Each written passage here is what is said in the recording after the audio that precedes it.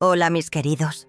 Antes de comenzar a contar mi historia, quisiera pedirles un pequeño favor.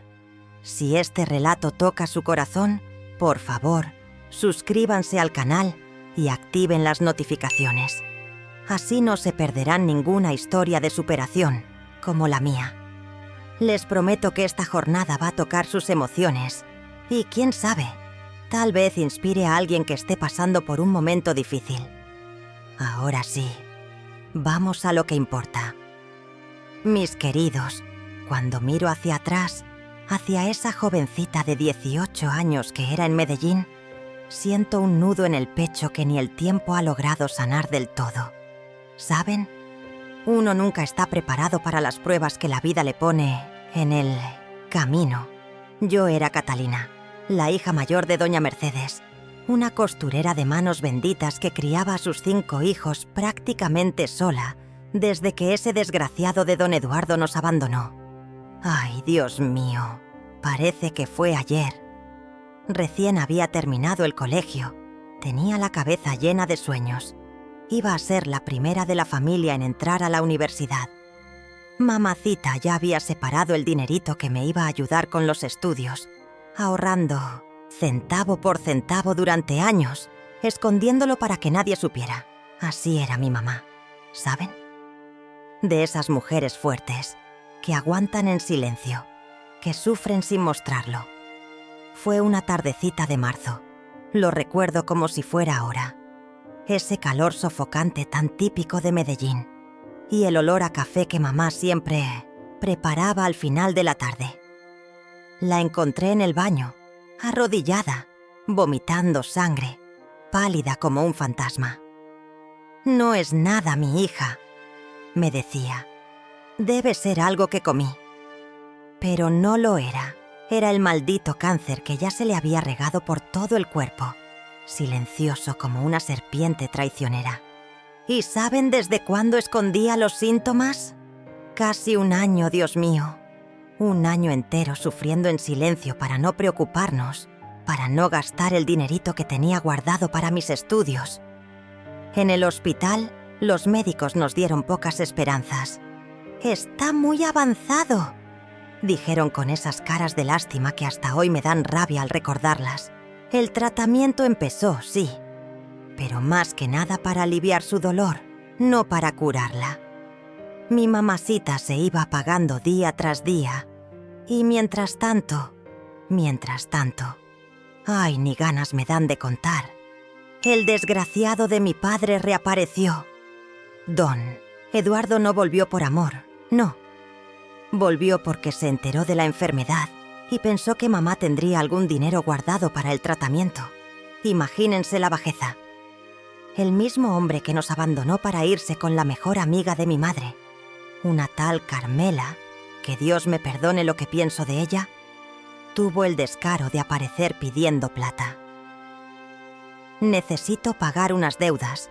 Mercedes, es cuestión de vida o muerte», le decía delante de mi mamá, que incluso al borde de la muerte lo miraba con esos ojos llenos de un amor que él nunca mereció. ¿Y saben lo que hizo? Descubrió dónde guardaba ella los ahorros, ese dinerito que era para que yo estudiara. Y se lo llevó todo, todo. Una noche, mientras estábamos en el hospital, entró a la casa y rompió el fondo falso del ropero donde mamá escondía el dinero. Nunca voy a olvidar el día que lo conté. Fue uno de los peores momentos de mi vida. Ella no lloró. No. Solo cerró los ojos por un largo rato, como si rezara, y luego me miró y dijo: «Catalina, vas a tener que ser fuerte, más fuerte de lo que yo fui». 3 semanas después, mi mamacita partió de este mundo. Al final fue rápido. Gracias a Dios no sufrió tanto como podría haber sido. En sus últimas horas, me llamó al lado de la cama del hospital. Me apretó la mano con la poca fuerza que le quedaba y susurró: «Cuida de tus hermanos, mi amor. No dejes que los separen. Prométemelo». Y yo le prometí.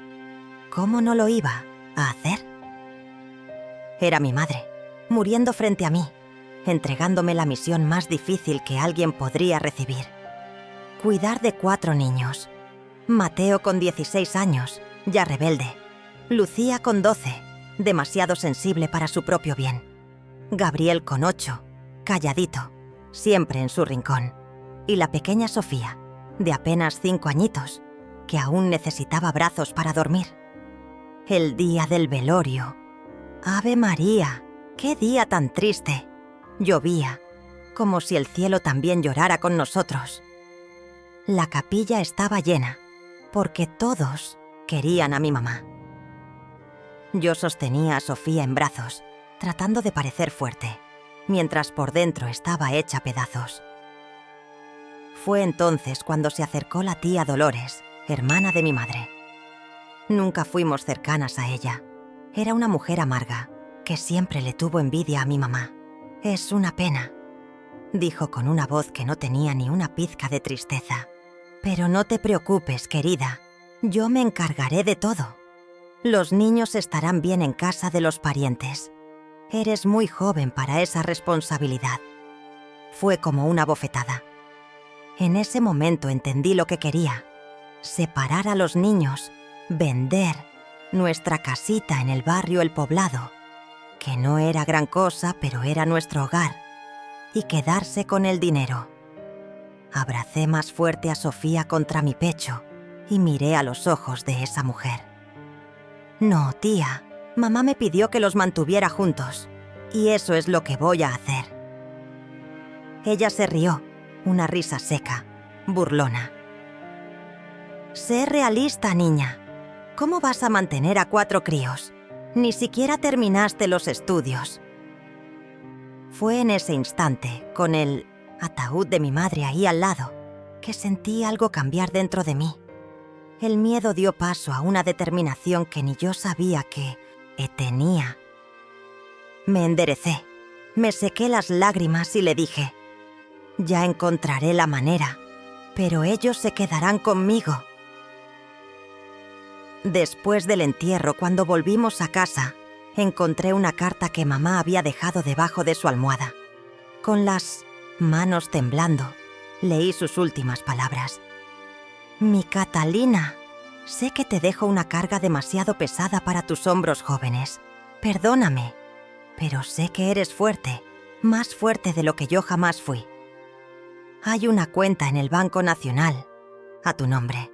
No es mucho, pero quizás ayude al principio. Y recuerda siempre, el amor que nos une es más fuerte que cualquier dificultad. Te amo eternamente, mamá». Corrí al día siguiente al banco, con un hilito de esperanza. Pero la cuenta estaba vacía. Don Eduardo había logrado acceder de alguna manera y se llevó todo. Ese mismo día recibimos la visita de un oficial de justicia. La tía Dolores había presentado una solicitud de custodia de los niños, alegando que yo no era capaz de cuidar de ellos. Fue en ese momento, sola en una casa que todavía olía a mi madre, con 4 pares de ojos asustados, mirándome, esperando que yo tuviera todas las respuestas, que entendí el tamaño del desafío. No tenía dinero, no tenía experiencia, no tenía apoyo. Solo tenía una promesa hecha al borde de una cama de hospital y un amor tan grande por mis hermanos que hasta miedo me daba. Esa noche, cuando todos dormían, los pequeños juntos en la misma cama porque tenían miedo de dormir solos, me senté en la terraza de nuestra casita y lloré como nunca antes. Lloré por mi madre, por mis sueños interrumpidos, por el futuro incierto. Pero cuando se secaron las lágrimas, algo había cambiado en mí. Ya no era la Catalina niña, soñadora. Era la Catalina mujer, la que tenía 4 vidas dependiendo de ella. «Lo vamos a lograr, mamá», susurré hacia las estrellas, imaginando que desde algún lugar ella podía escucharme. «No sé cómo, pero vamos a estar juntos, te lo prometo». Y ni imaginaba que eso era apenas el comienzo, que lo peor y también lo mejor aún estaba por venir. Los primeros meses después de que mamá se fue, fueron los más duros de mi vida, ¿sabes? Ni siquiera habíamos terminado de sentir el dolor de su partida y ya teníamos que enfrentar un mundo de problemas. Ay, Dios mío. Cuando me acuerdo de esa época se me aprieta el corazón. Para empezar, tuve que dejar los estudios. Ese sueño de entrar a la universidad quedó guardado en un cajón, junto con el uniforme del colegio que nunca más volví a usar. Pero no había opción, ¿no? ¿Cómo iba a estudiar si tenía que poner comida en la mesa para 5 bocas? No, teníamos 1 centavo, y lo poco que mamá había ahorrado, ese desgraciado de Eduardo se lo llevó todo. Ya en el primer mes, vino la primera audiencia en el tribunal. ¡Ave María, qué cosa tan terrible! Yo, una chica de 18 años, enfrentándome a la tía Dolores y sus abogados carísimos.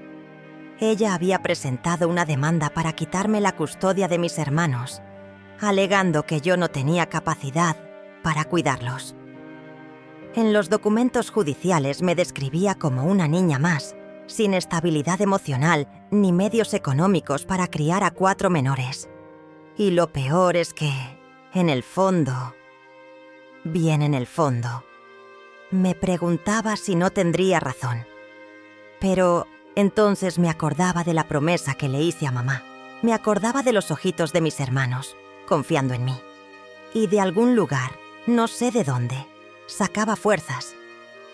Gracias a Dios, la justicia fue lenta, pero justa.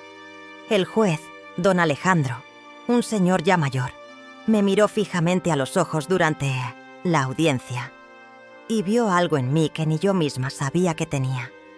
Determinó un periodo de prueba de 6 meses, durante el cual me darían la custodia provisional, con visitas periódicas de trabajadores sociales. Salí de ese tribunal con un papel en la mano que me daba el derecho de quedarme con mis hermanos, pero también con un peso en los hombros que casi me doblaba. ¿Cómo lo iba a hacer? ¿Por dónde? ¿Empezar? Empecé por sobrevivir, literalmente. Ese mismo día salí a buscar trabajo, cualquier trabajo. No tenía tiempo para elegir, ni orgullo que sostener. En la primera semana conseguí empleo en una cafetería, El Cafetal, que abría bien temprano. Entraba a las 5 de la mañana para dejar todo listo antes de que empezara el movimiento. Me pagaban una miseria, pero al menos podía llevar pan y café a casa al final del día. Pero no alcanzaba. Nunca alcanzaba. El alquiler de la casita donde vivíamos estaba atrasado. Las cuentas se acumulaban. Fue entonces cuando conseguí el segundo trabajo, en un restaurante llamado La Mesa Grande, en el centro de la ciudad. Trabajaba de mesera desde las 6 de la tarde hasta la medianoche, a veces hasta más tarde, si había eventos. Mi rutina en esa época era inhumana. Me levantaba a las 4 de la mañana, preparaba algo para que los niños comieran durante el día, dejaba todo organizadito, con notitas de instrucciones. Me iba a la cafetería, volvía corriendo al mediodía para ver cómo estaban, preparaba el almuerzo a las apuradas, dormía 1 horita si podía, y salía de nuevo para el restaurante. Llegaba a casa después de la medianoche, agotada, solo para caer en la cama y empezar todo otra vez al día siguiente. El problema no era solo el dinero, ¿sabes? Era todo. Era Mateo, que de repente se vio como el hombre de la casa y no sabía cómo manejar eso. Era Lucía, que lloraba todas las noches llamando a mamá. Era Gabriel, que se volvió tan callado que empezó a preocupar a los profesores en la escuela. Y la pequeña Sofía, pobrecita, que volvió a mojar la cama, como si su cuerpito no pudiera soportar tanta tristeza, y estaban los vecinos, las lenguas venenosas del barrio, los comentarios malintencionados cuando yo pasaba, las insinuaciones de que esos pobres niños pronto estarían en un orfanato, porque yo no iba a poder con todo. Algunas hasta murmuraban cosas horribles, insinuando que yo recibía ayuda de hombres para mantener la casa. Eso me dolía más que todo.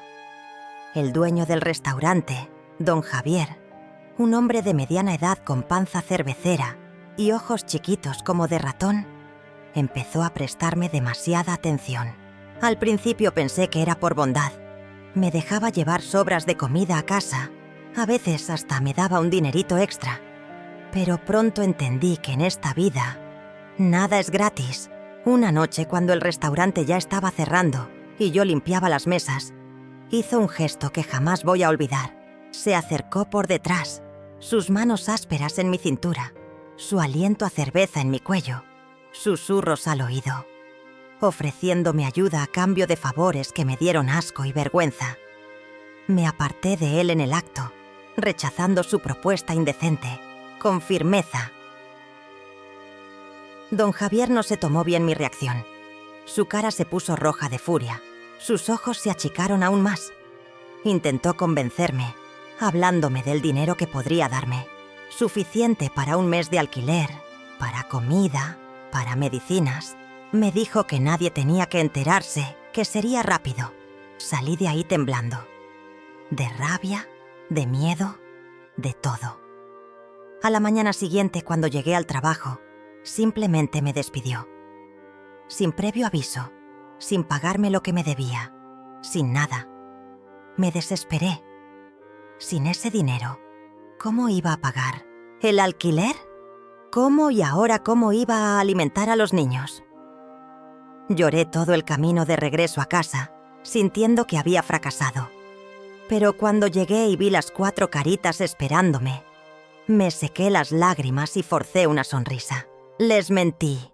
Les dije que había encontrado un trabajo mejor. No quería que supieran la verdad, que vieran mi desesperación.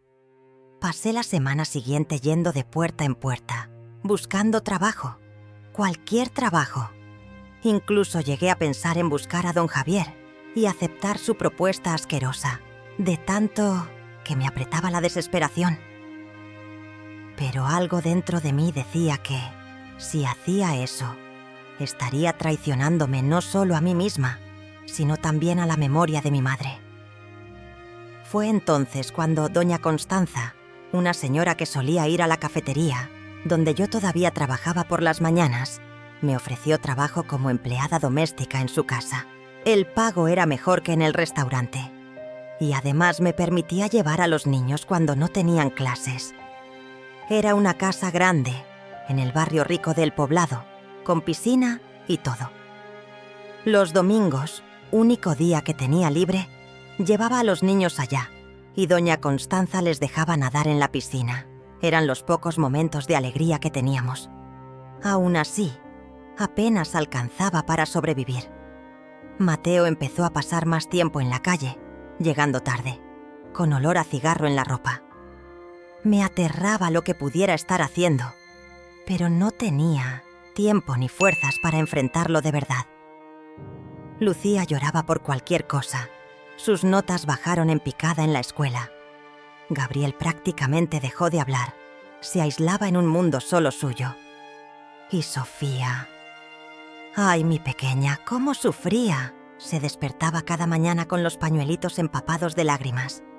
Yo misma casi no tenía tiempo ni para sentir mi propio dolor. Funcionaba en automático, un día tras otro, sin pensar mucho en el futuro, porque el presente ya era suficientemente aterrador. La tercera visita del asistente social fue la peor.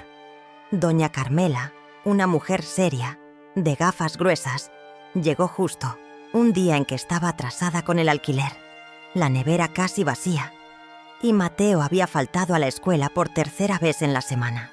Ella lo observó todo con esa cara de quien ya sabe lo que va a pasar. Sus palabras fueron duras, aunque su tono era amable. Veía mi esfuerzo, pero se preguntaba si la situación no era demasiado grande para mí. Mi respuesta fue firme, a pesar de las lágrimas que amenazaban con caer. Le hablé de la promesa hecha a mi madre, de nuestra determinación de permanecer juntos.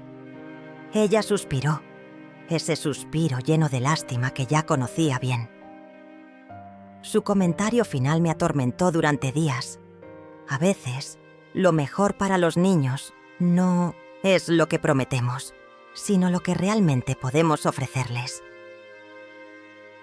Esa noche, después de que todos se durmieran, me senté en el porche, como solía hacer en los momentos más difíciles. Miraba el cielo estrellado de Medellín y hablaba con mamá, como si pudiera oírme. Le conté mis dudas, mis miedos, mi cansancio. Me pregunté si de verdad podría lograrlo, si todos no tendrían razón al decir que no era capaz, si quizás lo mejor para mis hermanos sí era estar con otra familia, una que pudiera darles más de lo que yo podía. El viento sopló, moviendo las hojas del viejo árbol de mango en el patio. De pronto, un mango maduro cayó al suelo con un golpe seco. Recordé que mamá siempre decía que las frutas solo caen cuando están listas, ni antes ni después. Era su momento. Y entendí que tenía que darle tiempo al tiempo, que no podía rendirme tan rápido. A la mañana siguiente recibí una carta. Era del tribunal, convocándome a la audiencia final sobre la custodia de mis hermanos para dentro de un mes. La tía Dolores había vuelto a la carga, presentando un informe con todos los problemas que estábamos enfrentando. Era ahora o nunca, o demostraba que podía cuidar de ellos, o los perdería para siempre. Ese mes fue una lucha como nunca antes. Con Mateo tuve una conversación seria, cara a cara. Ya no podía seguir fingiendo que no veía las señales. Él tenía que entender la gravedad de la situación, que nos necesitábamos el uno al otro, que si seguía por ese camino, lo perderíamos todo. Fue una conversación dura, con lágrimas de ambos lados, pero necesaria. Para Lucía busqué ayuda en la escuela. Hablé con sus maestras, quienes sugirieron actividades artísticas para ayudarla a expresar sus sentimientos. Le compré un cuadernito barato donde podía dibujar y escribir lo que sentía. No era terapia profesional, que no podíamos pagar, pero era algo. Gabriel era el más difícil de alcanzar, tan encerrado en su silencio que parecía una fortaleza impenetrable. Pedí ayuda al padre de la parroquia, que tenía un don especial con los niños. Empezó a invitar a Gabriel a colaborar en las misas, dándole pequeñas tareas que lo hacían sentir útil e importante. Y con Sofía, empecé a dormir con ella todas las noches, acunándola hasta que se durmiera, como lo hacía mamá. Le inventaba historias bonitas sobre ángeles que nos cuidaban, sobre cómo mamá ahora era una estrellita que nos miraba desde el cielo. Poco a poco, los episodios de hacerse pis en la cama fueron disminuyendo. En el trabajo pedí más horas, más responsabilidades. En la cafetería aprendí a hacer los dulces que servían, ganando un poquito más. En casa de doña Constanza, empecé también a cuidar del jardín los fines de semana. Ahorré cada centavo como si fuera el último. Por las noches, después de que todos se dormían, estudiaba los libros de derecho que había conseguido prestados para entender mejor lo que nos esperaba en la audiencia. Cuando llegó el gran día, entramos al tribunal tomados de la mano, los 5 juntos. La tía Dolores ya estaba allí, con su cara de pocos amigos, creyéndose victoriosa. El juez don Alejandro llamó primero a la asistente social. El corazón casi se me detuvo cuando doña Carmela se levantó, con su portapapeles en la mano. Su informe comenzó de forma neutral, mencionando sus dudas iniciales sobre mi capacidad. Yo, una joven de apenas 18 años, tratando de criar a 4 niños, sola, sin recursos, sin experiencia. Cerré los ojos, esperando el golpe final. Pero entonces, su evaluación tomó otro rumbo.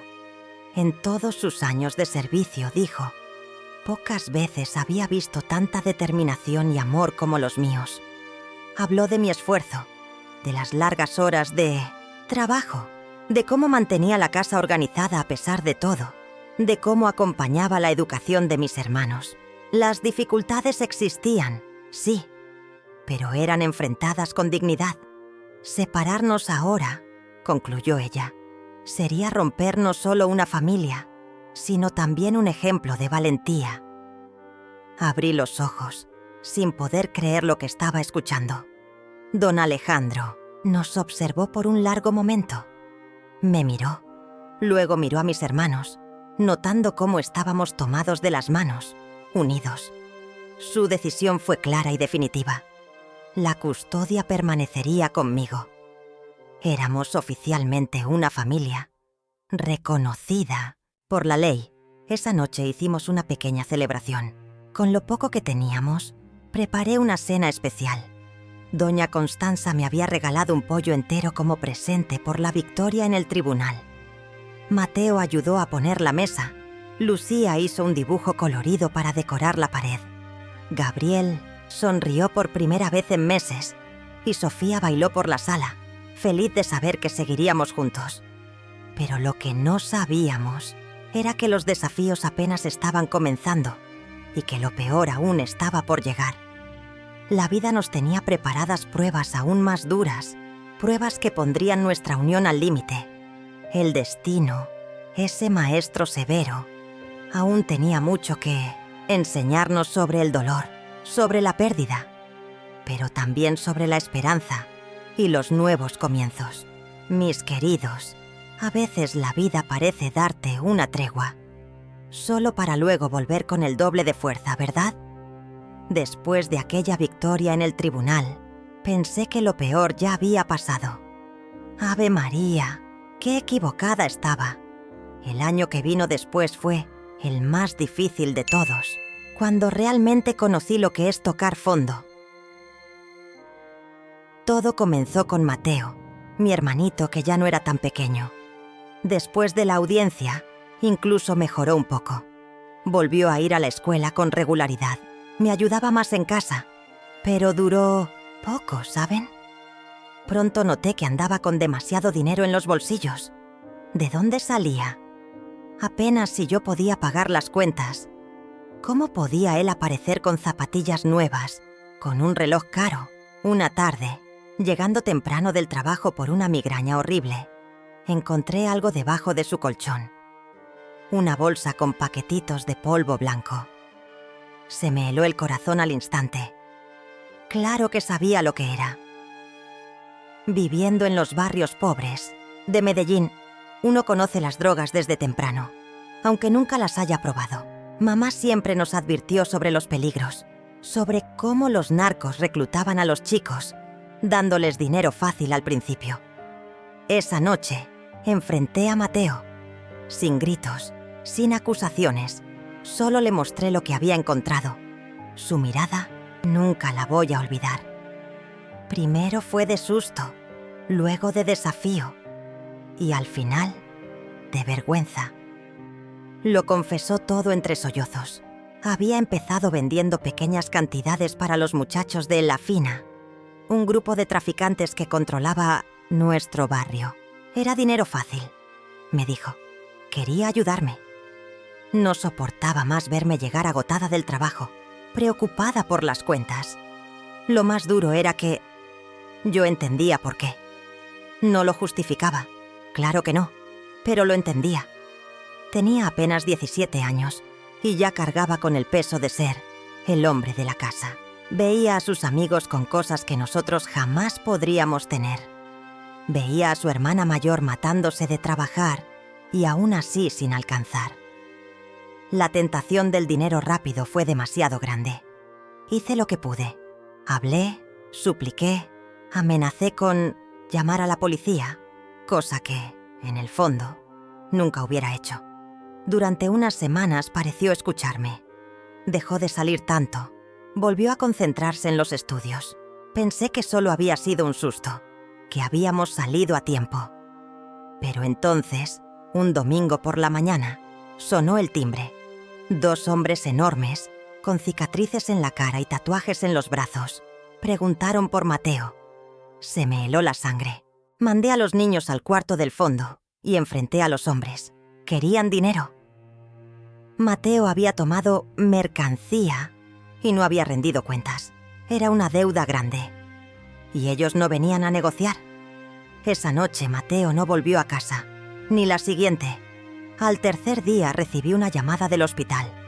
Lo habían encontrado en una zanja, golpeado casi hasta la muerte. Fueron las peores horas de mi vida. Corriendo hacia el hospital sin dinero para el taxi, dejando a los niños con la vecina, rezando todo el camino.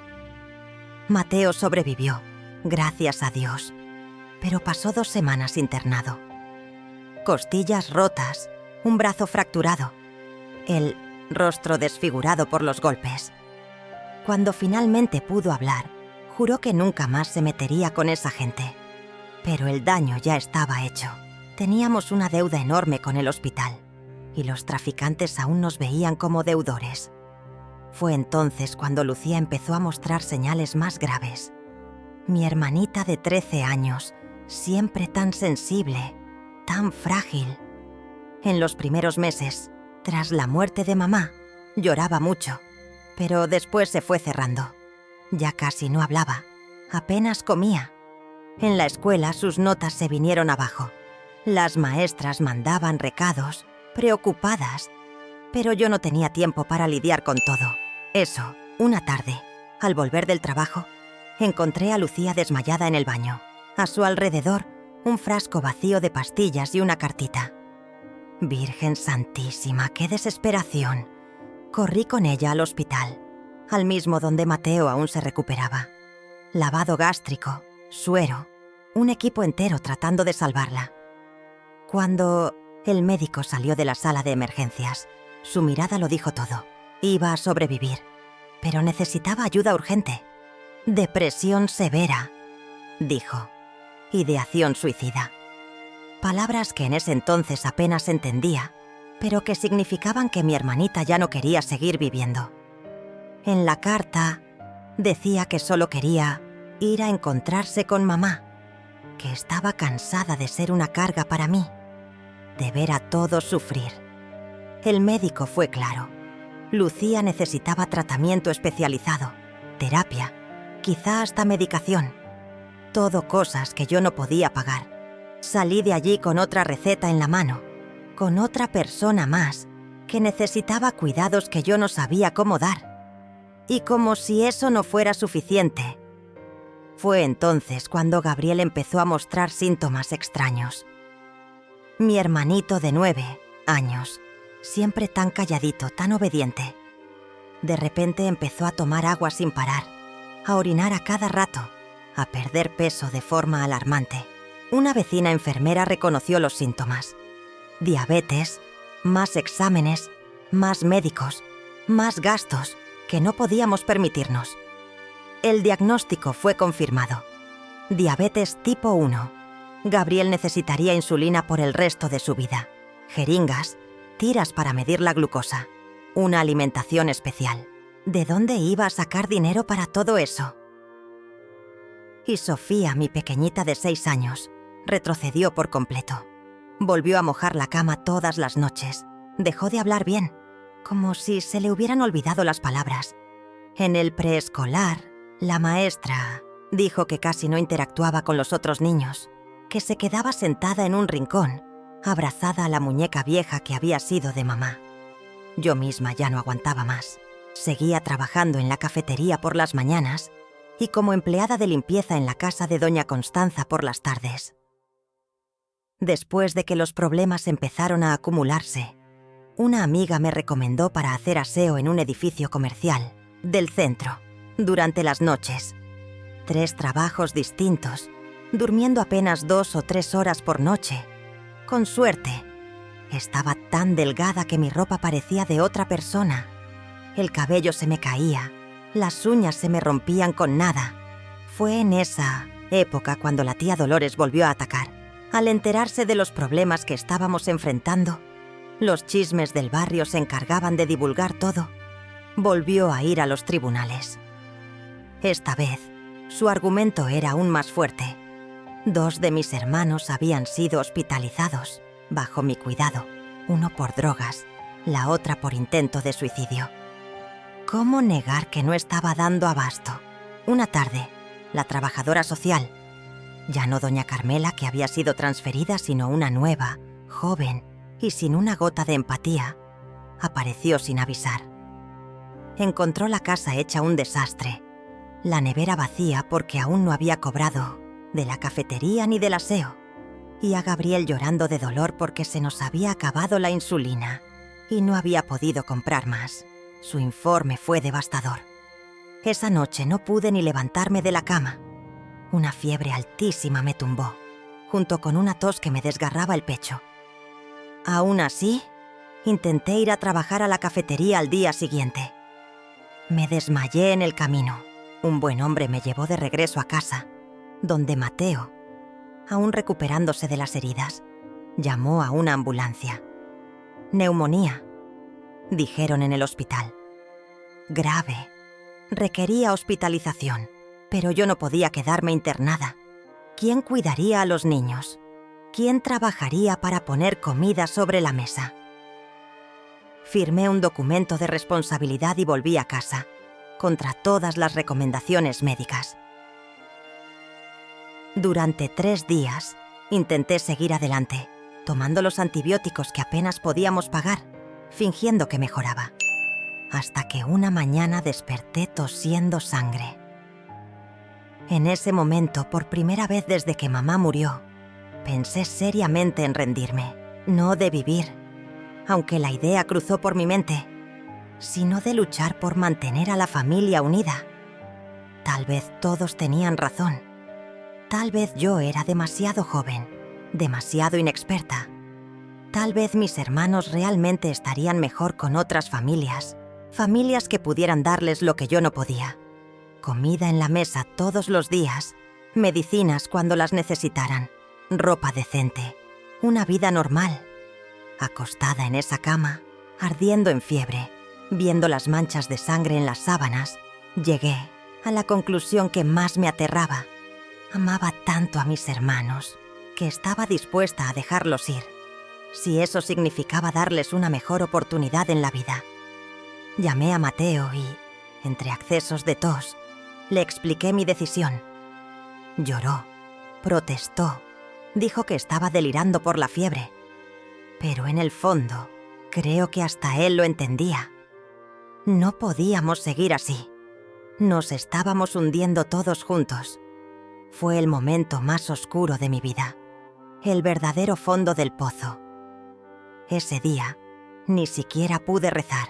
Sentía que hasta Dios nos había abandonado, que mamá, desde donde estuviera, debía estar decepcionada de mí por romper mi promesa.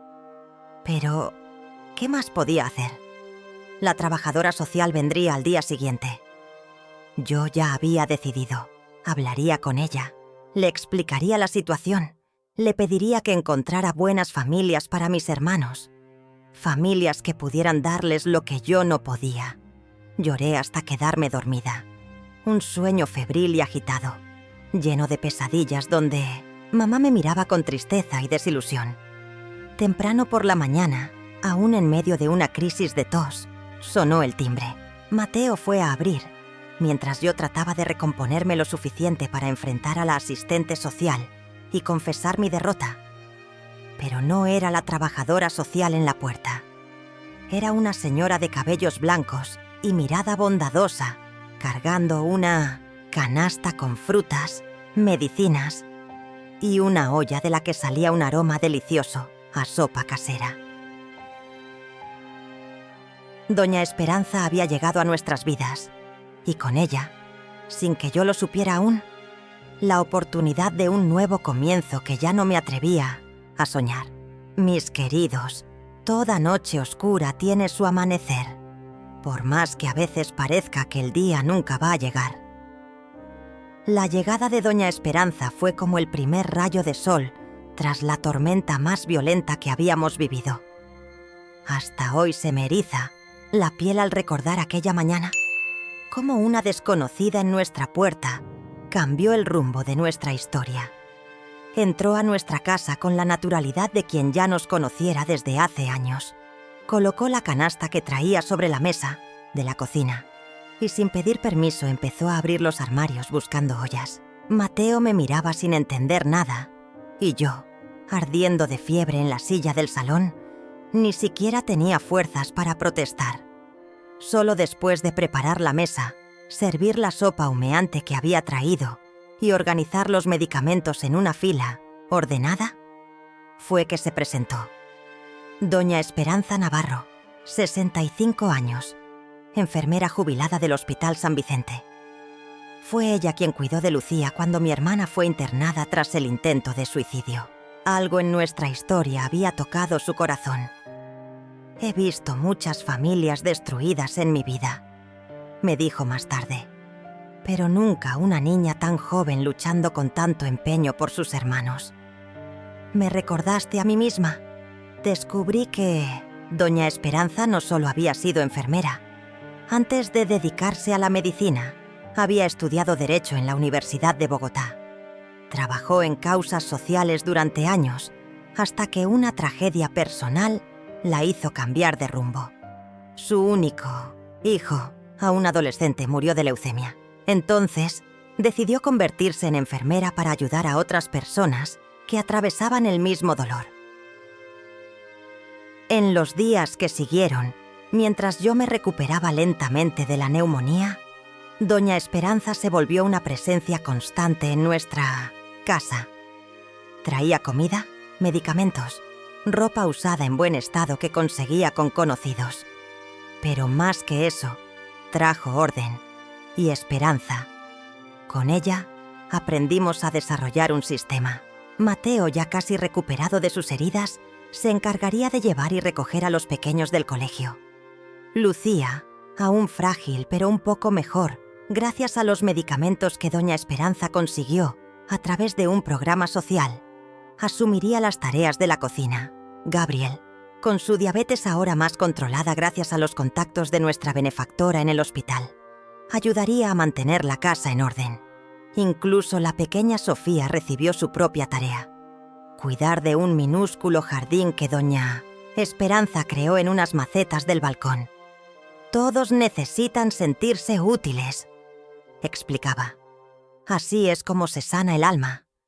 En los momentos en que estábamos a solas, ella me enseñaba sobre derechos sociales, sobre programas de asistencia que yo ni sabía que existían, sobre cómo lidiar con un sistema que muchas veces parecía diseñado para aplastarnos. Descubrí que teníamos derecho a recibir canastas básicas mensuales, que Gabriel podía obtener insulina gratuita, que Lucía podía tener atención psicológica en un centro comunitario, no muy lejos de casa. La visita de la trabajadora social, que tanto temía, resultó ser menos catastrófica de lo que imaginaba. Doña Esperanza estaba allí, con su calma y su autoridad natural. Explicó la situación médica, habló de los avances que ya estábamos logrando, presentó un plan detallado de cómo las cosas mejorarían. La asistente social, al principio escéptica, terminó aceptando darnos más tiempo antes de tomar cualquier decisión sobre la custodia de mis hermanos. Esa noche, por primera vez en meses, pude dormir un poco mejor. No había resuelto todos los problemas, ni de lejos, pero al menos ya no estaba sola en esta lucha. Durante 2 semanas me quedé en casa recuperándome, mientras doña Esperanza prácticamente administraba nuestras vidas. Cuando por fin me sentí lo suficientemente fuerte como para volver a trabajar, me llevé una sorpresa. Ya no tenía empleo en la cafetería. El dueño me había reemplazado, cansado de mis ausencias y retrasos, aunque fueran por motivos de salud. Lloré con amargura al contarle eso a doña Esperanza. Sin ese trabajo, ¿cómo íbamos a sobrevivir? Ya era difícil con 3 empleos.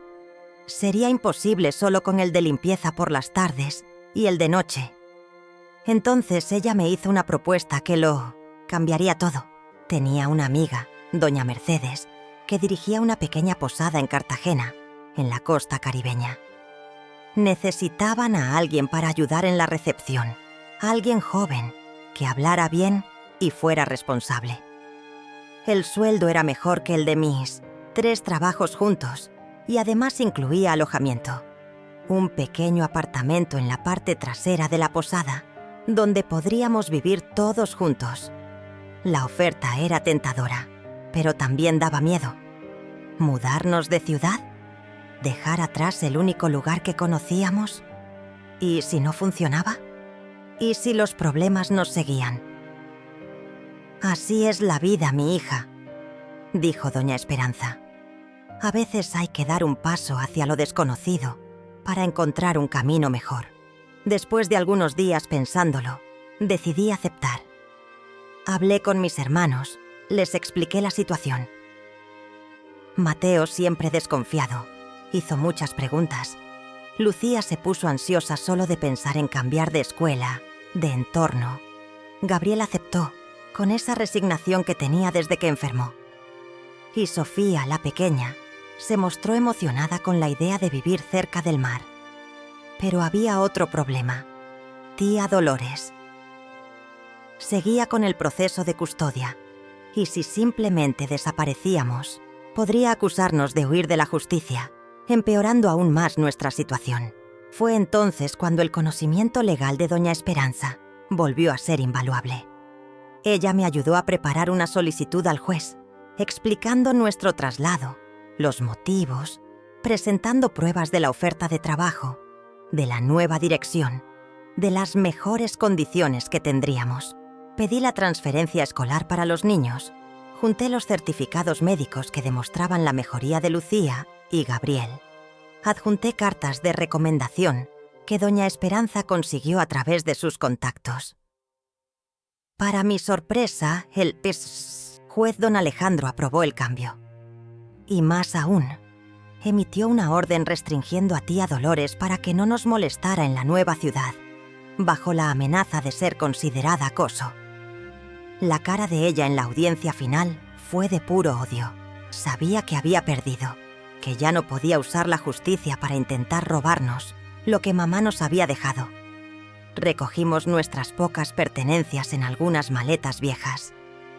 La mayoría de los muebles tuvimos que venderlos, pero no importaba. Llevábamos lo esencial, unos a otros. La víspera de nuestra partida fui al cementerio a despedirme de mamá. Lloré sobre la tumba sencilla, contándole sobre nuestro cambio, prometiéndole que cuidaría bien de los pequeños, pidiéndole su bendición para este nuevo comienzo. Al día siguiente, abordamos un autobús viejo y ruidoso rumbo a Cartagena. 12 horas de viaje, apretados, con Sofía mareada en el camino, Mateo quejándose del calor, Lucía en silencio, con la mirada perdida en la ventana, Gabriel preocupado por no olvidar la hora de tomar su insulina, y yo, exhausta pero decidida, tratando de creer que lo peor ya había pasado. Cartagena nos recibió con su calor húmedo y sus colores vibrantes. La posada, el encanto del mar, estaba en un barrio sencillo pero decente, a pocas cuadras de la playa. Era un edificio antiguo, pintado de azul claro, con un pequeño patio interior lleno de plantas. Doña Mercedes, una señora regordeta de cabello canoso y sonrisa fácil, nos esperaba en la puerta. El apartamento que nos ofreció era pequeño, pero limpio y aireado. 2 habitaciones, una para mí y Sofía, otra para los niños, una sala diminuta que se conectaba con la cocina y un baño. Para nosotros, que veníamos de una situación tan precaria, parecía un palacio. Mi trabajo en la recepción de la posada era más fácil que cualquiera de los anteriores. Contestaba el teléfono, recibía a los huéspedes, hacía reservas, me encargaba de pequeños trámites burocráticos. Lo mejor, trabajaba en un horario fijo, de 8 de la mañana a 5 de la tarde, con 1 hora para almorzar. Por primera vez en más de un año tenía tiempo para estar realmente presente en la vida de mis hermanos. Los niños empezaron en la escuela local la semana siguiente. Al principio fue difícil, como siempre lo es para quienes llegan de fuera. Mateo, especialmente, tuvo problemas para adaptarse. Seguía retraído, desconfiado, con miedo de hacer amigos y volver a involucrarse con el tipo equivocado de gente. Lucía sufría con la ansiedad. Tenía crisis de llanto cuando las cosas se volvían demasiado difíciles. Gabriel era el más adaptable. Pronto hizo amigos en la nueva escuela. Encontró incluso a otros niños con diabetes como él. Y Sofía, mi pequeña flor, floreció completamente en el nuevo entorno. Amaba la playa, el mar, los colores de la ciudad. Volvió a ser la niña habladora y alegre que había sido antes de la muerte de mamá. En los primeros meses, aún vivíamos al límite. Mi salario cubría lo básico, pero no mucho más que eso. Seguíamos dependiendo de los programas sociales para los medicamentos de Gabriel y el tratamiento de Lucía. Pero la diferencia era que ahora había una rutina, una estabilidad que antes no teníamos. Y había algo más: esperanza. Por primera vez desde que mamá murió, pude mirar al futuro y ver algo más allá de la supervivencia inmediata. Comencé a soñar de nuevo, a hacer planes. Una de las huéspedes regulares de la posada, doña Victoria, era profesora universitaria. Cuando descubrió mi historia, me animó a retomar los estudios. Una mente brillante como la tuya no puede quedarse parada, me decía. Con su ayuda conseguí una beca parcial en una universidad comunitaria. Comencé a estudiar administración por las noches, después de que los niños ya estaban acomodados. Fue difícil, claro. Llegaba exhausta a casa, después de un día entero de trabajo. Hacía las tareas del hogar, ayudaba a los pequeños con la tarea y aún tenía que estudiar para mis propios exámenes. Muchas noches me quedé dormida con la cara sobre los libros, pero era un cansancio diferente, un cansancio que venía con propósito, con la sensación de estar construyendo algo. Los meses pasaron y poco a poco nuestra vida fue tomando una nueva forma. Mateo terminó el bachillerato y, para mi sorpresa, expresó su deseo de estudiar Derecho. Quería ayudar a familias como la nuestra, decía. Lucía descubrió la fotografía a través de un proyecto social en la escuela y por primera vez encontró una forma de expresar todo lo que sentía.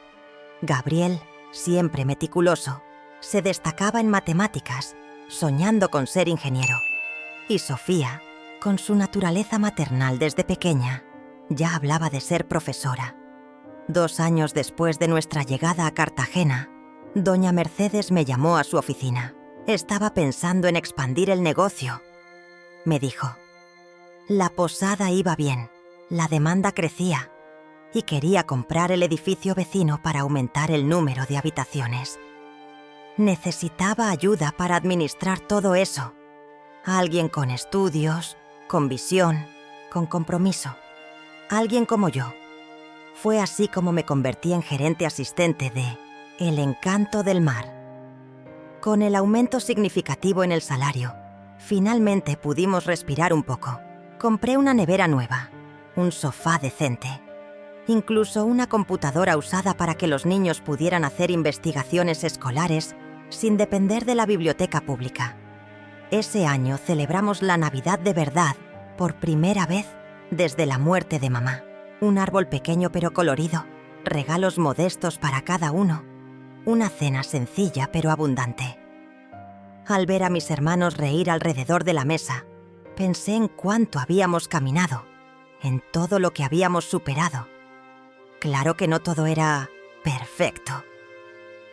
Mateo aún tenía pesadillas con lo que sucedió en Medellín, despertando gritando en medio de la noche.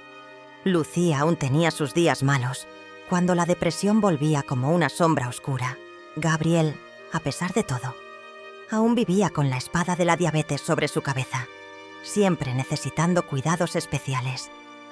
Y yo misma cargaba cicatrices que nunca sanarían por completo. Pero estábamos juntos, estábamos vivos. Poco a poco, estábamos reconstruyendo nuestros sueños. Y eso, más que cualquier otra cosa, era lo que realmente importaba. Fue en esa época cuando recibí una carta inesperada. El sobre tenía el sello de Medellín, pero el remitente me era desconocido. Cuando la abrí, sentí que mi sangre se helaba. La carta era de don Eduardo, nuestro padre. Después de casi 4 años de silencio absoluto, reaparecía en nuestras vidas. Decía estar enfermo, arrepentido, queriendo retomar el contacto con sus hijos. Mi primera reacción fue rasgar la carta en 1000 pedazos. ¿Después de todo lo que pasamos por su culpa? ¿Después del abandono, del robo, de la traición? ¿Qué derecho tenía de volver ahora, cuando finalmente estábamos encontrando nuestro camino? Pero algo me detuvo. Tal vez era lo que había aprendido en estos años, sobre el perdón, sobre los nuevos comienzos.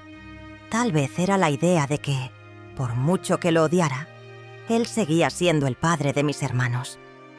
Ellos tenían el derecho de decidir si querían o no a ese hombre de vuelta en sus vidas. Esa carta abrió una nueva etapa en nuestro viaje, una etapa que pondría a prueba nuestra unión familiar de maneras que nunca podría haber imaginado.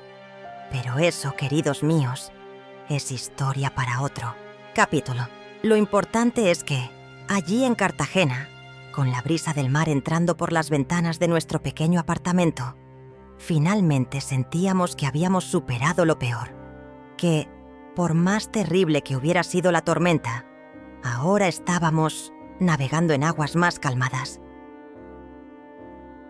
La chica asustada de 18 años que prometió a su madre moribunda cuidar de los hermanos se había transformado en una joven mujer decidida de 22, con un empleo estable, los estudios encarrilados y, sobre todo, con la certeza de que juntos podríamos enfrentar cualquier cosa que la vida nos pusiera por delante. Queridos míos, después de 3 años en Cartagena, cuando por fin habíamos encontrado algo de estabilidad, el pasado llamó a nuestra puerta. Llegó una carta de don Eduardo, diciendo que tenía cáncer terminal y pidiendo perdón. Guardé ese papel durante días, sin valor para mostrárselo a mis hermanos. Cuando al fin se los conté, cada uno reaccionó de manera distinta. Mateo, de 19 años, rechazó cualquier contacto con aquel que, para él, estaba muerto desde hacía años. Lucía, con 15, se derrumbó en lágrimas, alimentando esperanzas de reconciliación. Gabriel, de 11, se quedó confundido, con apenas recuerdos de su padre. Y Sofía, de 8 años, ni siquiera lo había conocido. Preferí no responder, pero semanas después llegó otra carta. Don Eduardo detallaba su cáncer de páncreas. Irónicamente, la misma enfermedad que se llevó a mamá. Suplicaba por una última oportunidad de vernos antes de morir. Esa segunda carta dividió aún más a la familia. Lucía lloraba, deseando responder, darle otra chance. Mateo se negaba incluso a escuchar el nombre de su padre. Gabriel y Sofía observaban todo asustados, sin saber cómo reaccionar ante las discusiones que estallaban casi todas las noches durante la cena. Nuestra pequeña familia, que había sobrevivido a tantas pruebas, se estaba resquebrajando por alguien que no merecía ni un minuto de nuestro tiempo. Doña Esperanza, que nos visitaba con regularidad en Cartagena, notó la tensión. A sus 70 años, seguía siendo nuestro ancla, trayendo sabiduría y calma cuando más lo necesitábamos.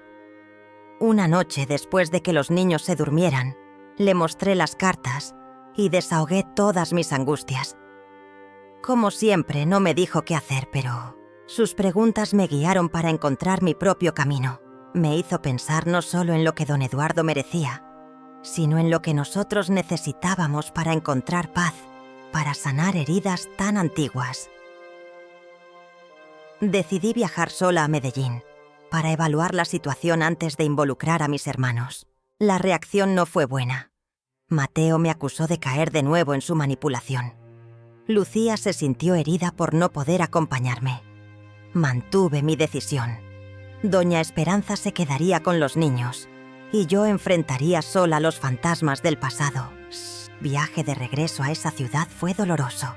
Cada calle despertando recuerdos que había intentado enterrar. Pasar por los lugares donde vivimos, por la escuela donde estudié, por el hospital donde mamá falleció. Era como abrir cicatrices que apenas comenzaban a sanar. La dirección de don Eduardo era un apartamento modesto en un barrio sencillo, muy distinto de lo que imaginé. Siempre pensé que estaría viviendo en lujos con el dinero que nos robó. El hombre que abrió la puerta era irreconocible. Flaco, amarillento, casi sin cabello por la quimioterapia. Esos ojos oscuros, los mismos que heredé, estaban hundidos en profundas ojeras. El lugar era desordenado, con medicamentos esparcidos y un olor a enfermedad que recordaba los últimos días de mamá. Por un instante sentí lástima, pero pronto la rabia la reemplazó al recordar todo lo que sufrimos por él. Las noches en que los niños lloraron de hambre, las miradas de desprecio de los vecinos, las humillaciones que soportamos. Nuestra conversación fue tensa. Habló de la aventura amorosa que no duró, del dinero perdido en apuestas, de trabajos precarios y, finalmente, de la enfermedad que lo hizo replantearse la vida. Mientras hablaba, sus ojos se humedecían, su voz temblaba. Una parte de mí quería que existiera alguna redención posible. Dijo no esperar nada de nosotros, solo nuestro perdón antes de morir. Algo no encajaba. A pesar del apartamento sencillo, había objetos demasiado caros. Un reloj de marca en la mesita, un whisky importado escondido en el armario, un celular de última generación cargando cerca de la cama. Evadía explicar cómo pagaba su tratamiento o cómo sobrevivía. Cambiaba de tema cuando insistía. Hablaba de cuánto extrañaba a sus hijos, de su arrepentimiento. Al salir, noté una carpeta entreabierta en el sofá. Documentos de una fundación para niños con cáncer. Un detalle pequeño, que muchos pasarían por alto, pero que despertó mi curiosidad. Intrigada, visité el lugar antes de regresar a Cartagena. Era un edificio bonito, bien ubicado, con una recepción elegante y carteles conmovedores de niños sonriendo. En las paredes vi una foto de una gala reciente. Allí estaba don Eduardo, mucho más saludable y elegante que horas antes, identificado como consultor financiero. El contraste era impactante. El hombre moribundo del apartamento miserable y el ejecutivo sonriente de la foto no parecían la misma persona. Con sospechas creciendo, pasé por la comisaría. No sabía qué esperaba. Tal vez solo confirmar un presentimiento. Al mencionar su nombre y la fundación, el policía intercambió una mirada con su colega. La organización estaba bajo investigación por desvío de donaciones. Mi padre era sospechoso de participar en un esquema que robaba dinero destinado a niños con la misma enfermedad que mató a mamá. La perversidad de la situación era asfixiante. Presté declaración contando todo, desde el abandono años atrás hasta las incoherencias que noté ahora. Cada palabra arrancaba lo poco que quedaba de la imagen paterna que aún guardaba. Cuando terminé, estaba agotada, pero extrañamente aliviada, como si hubiera expulsado un veneno. Regresé a Cartagena con un peso en el corazón, pero segura de haber hecho lo correcto. Reuní a mis hermanos para contarles la verdad, sin suavizarla. Mateo escuchó en silencio, como si ya lo supiera. Lucía se derrumbó en llanto, viendo sus ilusiones de reconciliación destrozadas. Gabriel y Sofía, aún muy jóvenes, parecían más confundidos que otra cosa. 2 semanas después, llegó la noticia. Una operación policial detuvo a los responsables del desvío de fondos de la fundación, incluido don Eduardo. El esquema desviaba más del 70% de las donaciones, lavando el dinero a través de empresas fantasma. Su cáncer era real, pero inicial, no terminal como nos dijo. Solo otra manipulación para ganar la simpatía de donantes y de nosotros. Su arresto fue un golpe para todos, de maneras distintas. Fue como reescribir nuestra historia otra vez, separando la verdad de las mentiras. Para Lucía, la más sensible, fue devastador. La depresión regresó con fuerza y volvió a aislarse. Esta vez, sin embargo, conseguimos ayuda profesional gracias a los contactos de doña Mercedes en la alcaldía. La fotografía se convirtió en la salvación de Lucía, su forma de procesar emociones sin palabras, con una cámara vieja que le dieron en la escuela. Recorría las calles de Cartagena capturando momentos. El mar al amanecer, ancianos en las plazas, niños jugando, pescadores trabajando. Sus fotos tenían una calidad especial, una belleza melancólica que tocaba el alma. Un turista estadounidense, profesor de arte, reconoció su talento al ver las fotos que yo, orgullosa, había expuesto en la recepción de la posada. Además de comprar 2 imágenes por un valor sorprendente, prometió mostrar su trabajo a contactos en el mundo del arte. Para Mateo, la revelación sobre don Eduardo alimentó su determinación de seguir una carrera jurídica. Ya trabajaba como asistente en un bufete de abogados mientras estudiaba por las noches, con una beca ganada por su esfuerzo. Ahora quería especializarse en delitos financieros, para que criminales como nuestro padre recibieran su castigo. Había una intensidad en sus ojos cuando hablaba de eso que a veces me asustaba, recordándome dolorosamente a don Eduardo. Gabriel, siempre el más tranquilo de los 4, seguía su camino con un equilibrio admirable. Su diabetes estaba controlada y asumía la responsabilidad de su tratamiento con una madurez impresionante para sus 11 años. Metódico y organizado, mantenía las mejores notas de su clase y ya hablaba de ser médico, inspirado por los profesionales que lo ayudaron. «Quiero ayudar a otros niños como yo», decía, con esa seriedad que lo hacía parecer mucho mayor. Sofía, nuestra pequeña de 9 años, sorprendió a todos con su resiliencia. Al tener menos recuerdos y expectativas sobre su padre, tal vez fue la menos afectada directamente. Seguía alegrando nuestra casa con sus historias inventadas, sus dibujos coloridos, su risa fácil incluso en los días más difíciles. En la escuela destacaba en literatura y artes, creando cuentos fantásticos donde héroes y heroínas superaban obstáculos imposibles. En cuanto a mí, me dividía entre el trabajo en la posada, donde doña Mercedes ya hablaba de hacerme socia. En el futuro, mis estudios de administración que seguía con determinación, y el cuidado de mis hermanos.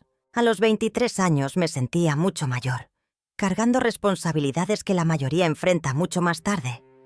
Pero también sentía orgullo al ver cómo sobrevivimos, cómo nos mantuvimos unidos contra todas las adversidades. Fue en esa época que conocí a Alejandro. Era ingeniero, algunos años mayor que yo, trabajando en la reforma para ampliar la posada. Al principio todo era profesional. Discutíamos planos, presupuestos, plazos, pero con el tiempo, nuestras conversaciones fueron más allá del trabajo. Tenía ojos gentiles y un modo tranquilo de hablar que me transmitía paz. Respetaba mi ritmo y mis responsabilidades, nunca presionándome ni exigiendo atención que no podía darle. Nunca me había permitido una relación antes. Sobrevivir siempre fue mi prioridad. Entre trabajar, estudiar y cuidar de mis hermanos, no había tiempo ni energía para el romance. Mateo fue el primero en notar lo que pasaba, incluso antes de que yo lo admitiera. «Tú también mereces estar feliz, Cata», me dijo, usando el apodo de mi infancia que no oía en años. Nuestra primera salida oficial fue a un festival de música en la plaza principal. Me puse el único vestido bonito que tenía, guardado para ocasiones especiales, y dejé a Mateo, a cargo de los niños. Por unas horas mágicas, fui solo Catalina, una joven de 23 años viviendo un momento de felicidad, no la hermana madre responsable de todos. Esa noche, cuando Alejandro tomó mi mano bajo las luces de colores de la plaza, sentí algo despertar en mí, una esperanza de que tal vez hubiera más en la vida que solo sobrevivir. Fue un periodo de renacimiento para todos nosotros. La sombra del pasado aún estaba allí, pero aprendíamos a no dejar que definiera quiénes éramos ni en qué podíamos convertirnos. Una noche tranquila en el balcón de nuestro pequeño apartamento, mirando las estrellas sobre el mar Caribe, Sentí que al fin encontrábamos paz. No una paz perfecta, sin problemas, sino esa certeza interior de estar en el camino correcto. No imaginaba que nuestra mayor prueba aún estaba por llegar, que todo hasta entonces sería solo un entrenamiento para el verdadero desafío de nuestra fuerza como familia. Pero esa breve certeza de que lo peor había pasado nos dio el coraje para enfrentar el huracán que se acercaba en el horizonte. Porque a veces, queridos míos, necesitamos creer que la tormenta terminó para tener valor de enfrentar la próxima que se forma a lo lejos. Queridos míos, cuando miro atrás a esos más de 30 años que han pasado desde que dejamos Colombia, parece que fue otra vida, vivida por otra persona. A veces me sorprendo mirando fotos antiguas, tocando el medallón con la foto de mamá, que nunca me quité del cuello. Y me pregunto cómo logramos superar tanto. Llegar a Estados Unidos fue otro choque cultural, otra adaptación dolorosa. Miami nos recibió con su calor húmedo, no muy distinto al de Cartagena, pero con una lengua extraña, costumbres diferentes, una vida completamente nueva que construir desde cero. Éramos una familia más de inmigrantes luchando por encontrar su lugar en esa tierra de oportunidades. Los primeros meses fueron muy duros. Vivíamos en un pequeño apartamento de 2 habitaciones, en un barrio latino, donde al menos podíamos escuchar español en las calles. Yo tenía un empleo básico, en NE, una empresa de limpieza, mientras luchaba por validar mi diploma colombiano. Los chicos tuvieron que adaptarse a las escuelas americanas, enfrentando la barrera del idioma y, a veces, el prejuicio. Mateo fue quien más sufrió. A sus 21 años, tuvo que abandonar el curso de Derecho que tanto amaba. El equivalente en Estados Unidos requería años de estudio del inglés antes de que pudiera siquiera intentar entrar en una universidad. Durante meses, trabajó como ayudante de cocina, llegando a casa con olor a fritura, los ojos sin el brillo de antes. Lucía padeció la pérdida de sus fotografías, su incipiente carrera, el reconocimiento que comenzaba a conquistar. A los 17 años se enfrentó la adolescencia en un país extraño, donde se sentía constantemente observada y juzgada por su inglés aún vacilante. Gabriel, siempre adaptable, fue el primero en dominar el idioma. A sus 13 años, su mente absorbía todo con una facilidad impresionante. En la escuela pronto destacó en matemáticas y ciencias, áreas donde la barrera lingüística era menor. Su diabetes seguía bajo control, gracias al mejor sistema de salud del nuevo país. Sofía, con apenas 10 años, sufrió menos que los demás. Los niños tienen esa capacidad increíble de adaptarse, de hacer amigos a pesar de las diferencias, de aceptar los cambios como algo natural. Pronto hablaba inglés con un acento mínimo, enseñándonos palabras con una paciencia divertida. Alejandro cumplió su promesa. 6 meses después de nuestra partida, obtuvo una visa de trabajo y vino a buscarnos. Nunca olvidaré la emoción de aquel reencuentro en el aeropuerto, la sensación de tener por fin un compañero para compartir el peso del mundo. Nos casamos en una ceremonia sencilla en la pequeña iglesia latina del barrio, solo 3 meses después de su llegada. No fue la boda soñada con vestido blanco y gran fiesta, pero fue perfecta a su manera. Mis hermanos estaban allí, sonriendo. Éramos una familia otra vez, ahora más grande y fuerte. Con el tiempo fuimos construyendo nuestra nueva vida, pedazo a pedazo, día tras día. Finalmente logré validar mi diploma y conseguí trabajo en una empresa de turismo, usando mi experiencia en la posada y mi español como ventajas. Alejandro progresó en la constructora, eventualmente ascendiendo a gerente de proyectos. Mateo, tras meses de frustración, encontró un nuevo rumbo. Descubrió que podía usar su conocimiento de derecho y su experiencia personal para ayudar a inmigrantes latinos. Empezó como traductor en un bufete especializado en inmigración, luego como asistente paralegal. Estudiaba inglés con una determinación feroz en sus horas libres. 4 años después de nuestra llegada, fue aceptado en una universidad para retomar sus estudios de Derecho, esta vez con enfoque en Derecho de Inmigración. Lucía halló en la nueva tierra una perspectiva renovada para su arte. El dolor del exilio, la nostalgia por la patria, el contraste entre culturas. Todo alimentaba su mirada única a través del lente. Consiguió una beca en una escuela de artes y desarrolló un estilo que mezclaba la riqueza cultural colombiana con la modernidad americana. Sus fotos comenzaron a ganar reconocimiento, primero en pequeñas exposiciones en la comunidad latina, luego en galerías más grandes. Gabriel, como anticipábamos, siguió el camino de la medicina. Su interés por la diabetes, nacido de su propia condición, se amplió a la endocrinología en general. Fue el primero de nosotros en convertirse en ciudadano estadounidense al cumplir 18 años. La foto de él con la bandera americana, orgulloso y sonriente, ocupa un lugar especial en la pared de nuestra sala hasta hoy. Sofía, nuestra pequeña contadora de historias, transformó ese talento en una carrera. Estudió literatura y educación, convirtiéndose en maestra. Su don para conectar con niños, especialmente aquellos venidos de otros países, la hizo una educadora excepcional, capaz de marcar la diferencia en la vida de pequeños inmigrantes, como ella lo fue.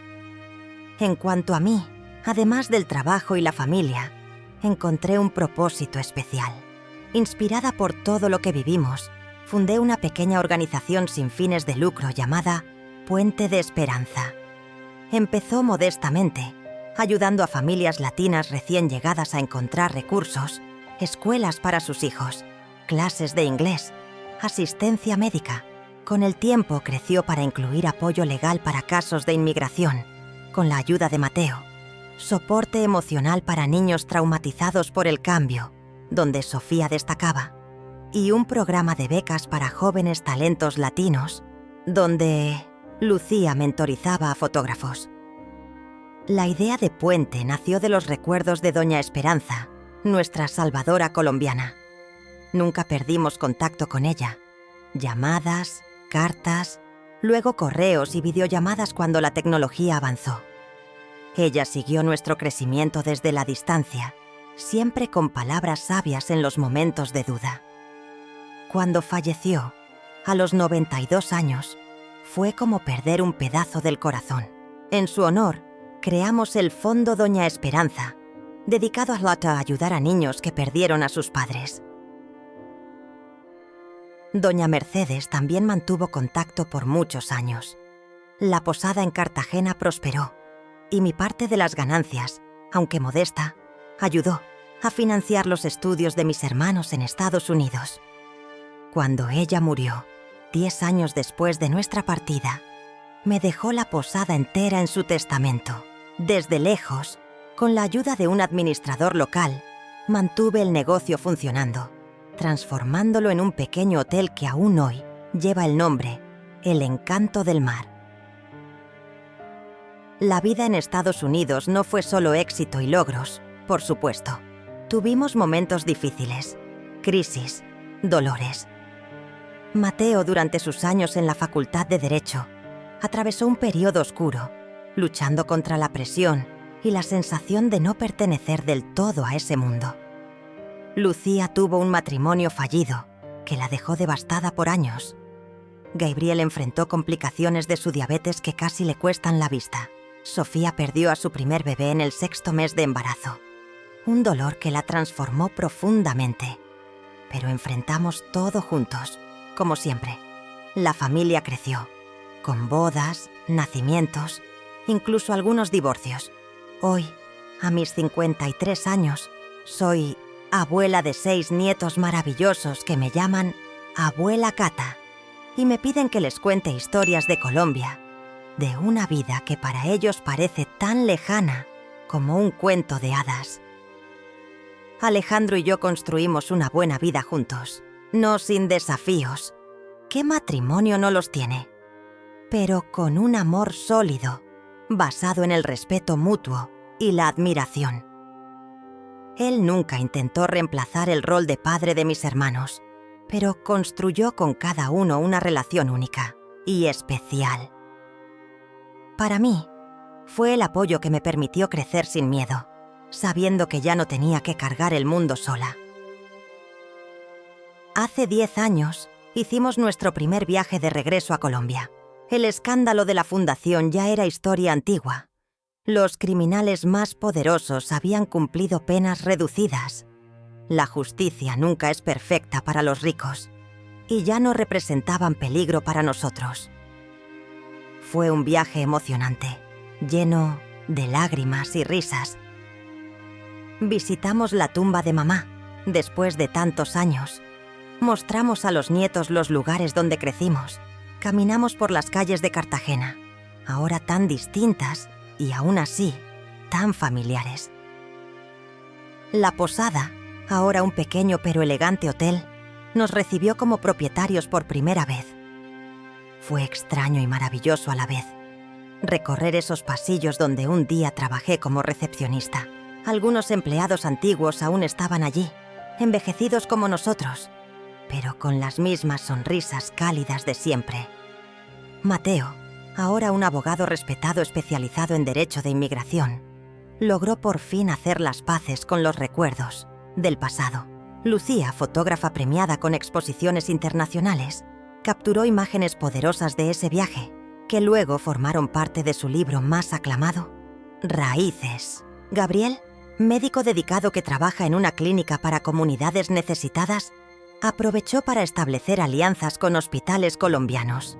Y Sofía, maestra amada por generaciones de alumnos, recolectó historias locales para compartir con sus niños en Estados Unidos. En cuanto a mí, al visitar el pequeño cementerio donde mamá descansa, sentí una paz que nunca había experimentado antes. Sentada junto a esa lápida sencilla, le conté todo lo que pasó en los 30 años desde su partida.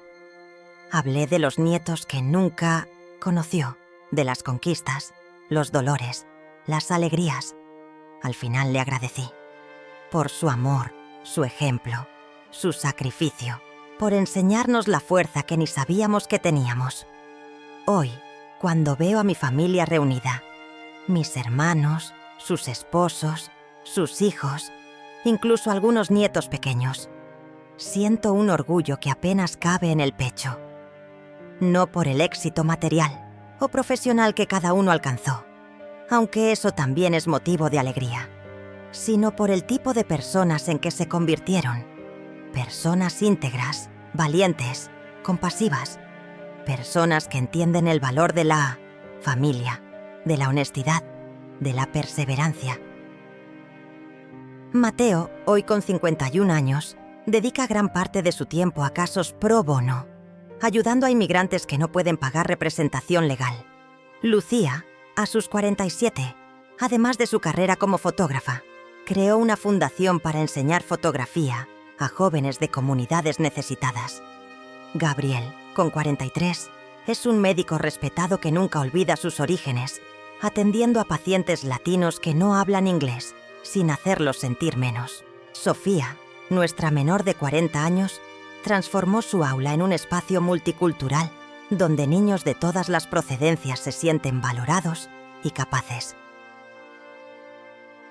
La promesa que le hice a mamá aquella noche lejana, junto a su lecho de muerte, fue mucho más allá de simplemente mantener unida a la familia. Fue sobre preservar los valores que nos enseñó, sobre honrar su legado de amor, valentía y dignidad. Cuando pienso en don Eduardo, nuestro padre, aún siento una mezcla compleja de emociones. Rabia por el abandono, tristeza por lo que pudo haber sido, una especie de gratitud amarga por su último acto de redención que, a pesar de todas las dificultades que trajo, abrió el camino para nuestra nueva vida. Con los años aprendí que perdonar no significa olvidar ni justificar. Significa liberarse para seguir adelante sin que el pasado determine el futuro. A veces, cuando estoy sola, tomo esa foto antigua de nuestra familia completa. Mamá, papá y los 5 hijos aún pequeños. Y me pregunto cómo habría sido si las cosas hubieran sido diferentes. Si él no nos hubiera abandonado. Si mamá no hubiera enfermado. Si hubiéramos tenido una infancia normal. Pero entonces miro por la ventana y veo el jardín donde mis nietos juegan. Escucho las risas de mis hermanos desde la cocina. Huelo el café que Alejandro prepara cada mañana con el mismo cariño de hace 30 años. Y entiendo que nuestro viaje, por más difícil que haya sido, nos trajo exactamente a donde debíamos estar. La vida rara vez sigue el camino que imaginamos. A veces nos lleva por senderos tortuosos, llenos de obstáculos que parecen insuperables. Pero si algo he aprendido en mi camino, es que no importa cuán oscura sea la noche, el amanecer siempre llega. No importa cuán pesada sea la carga. Cuando se comparte con amor, se vuelve más ligera. No importa cuántas veces caigamos, siempre podemos levantarnos de nuevo. Esta es la lección que quisiera dejarles, queridos míos. La misma que mamá me enseñó con su ejemplo, que doña Esperanza reforzó con su sabiduría, que mis hermanos comprobaron con su resiliencia. El amor, verdadero, incondicional, desinteresado, es la fuerza más poderosa que existe. Puede superar la pobreza, el abandono, la enfermedad, el exilio. Puede transformar el dolor en propósito, el sufrimiento en compasión, las pérdidas en aprendizaje. Cuando miro atrás, a esa chica de 18 años que asumió la responsabilidad de 4 niños, sin idea de cómo seguir adelante, no siento lástima ni tristeza. Siento admiración por su valentía, gratitud por su determinación, porque fue gracias a ella, gracias a mí misma, en mi momento más vulnerable y aún así más fuerte, que estamos todos aquí hoy. Y este, queridos míos, es el verdadero legado de amor que llevamos. La certeza de que, no importa lo que la vida nos depare, juntos podemos superarlo. Juntos, siempre encontraremos el camino de regreso a casa.